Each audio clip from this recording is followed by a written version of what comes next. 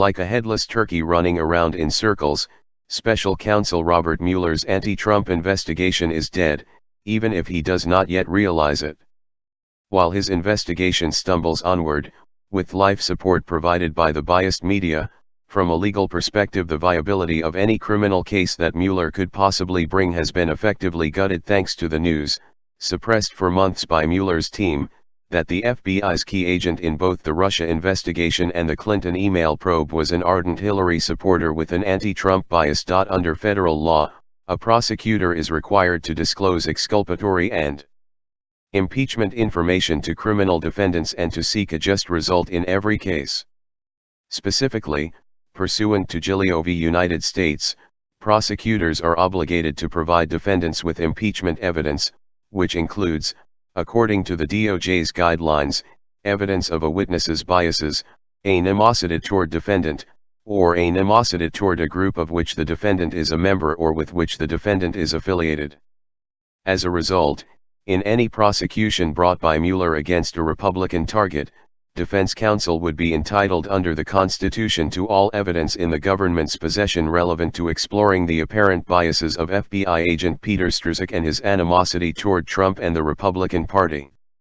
This, in and of itself, could be a case killer because it is very unlikely that Mueller or the DOJ would want defense counsel poring through all the records and documents, emails, and texts in the DOJ's and Strzok's possession revealing the agent's biases, since this could fatally undermine any other cases or investigations the agent has worked on, such as the FBI's decision to recommend charging General Flynn with lying to federal agents even though Hillary Clinton's besties, Cheryl Mills and Huma Abedin, were given a free pass despite apparently doing the same thing.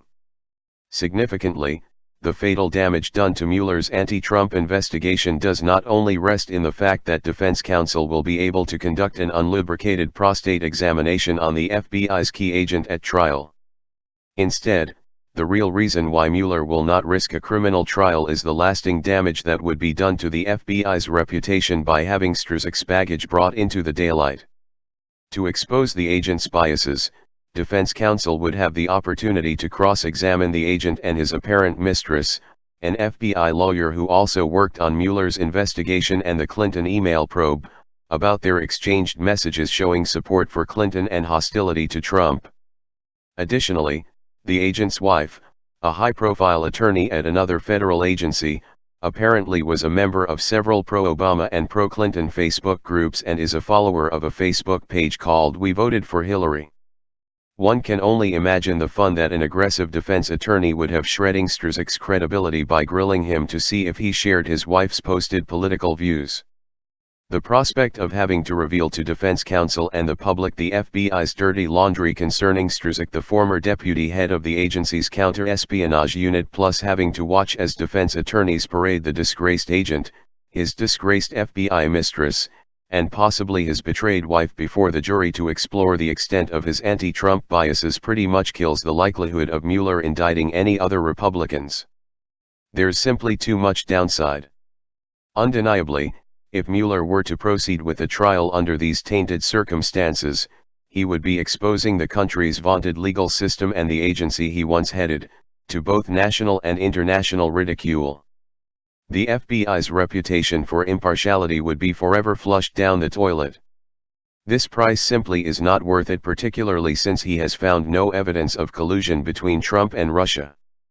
Indeed, one wonders, cynically, if this realization prompted Mueller to offer a light plea deal to Flynn so that he could quickly sign him up as a cooperator and add the general as a notch on his prosecutorial belt before the DOJ notified the public of the real reason for Strzok's removal from Mueller's team. Arguably, Giglio disclosure obligations only apply after a person has been indicted, but not if he pleads guilty pre-indictment. Finally, it is worth noting that under principles analogous to the fruit of the poisonous tree doctrine, any FBI agents or officials who worked with Strzok, including James Comey, would be tainted by, and subject to cross-examination to explore Strzok's biases and whether he is the type of person who hid from them his biases while making key charging recommendations. In short, Mueller's anti-Trump investigation is effectively dead, unless his target's lawyers are nincompoops. And, ironically, This is all the fault of Strzok and his mistress who wanted to help crooked Hillary and target Trump. How do you like dem apples? Podesta Group in Special Counsel Mueller's crosshairs. Dems beware. Nick James is a trial attorney in the D.C. area who formerly worked for the United States Department of Justice as an award-winning federal prosecutor.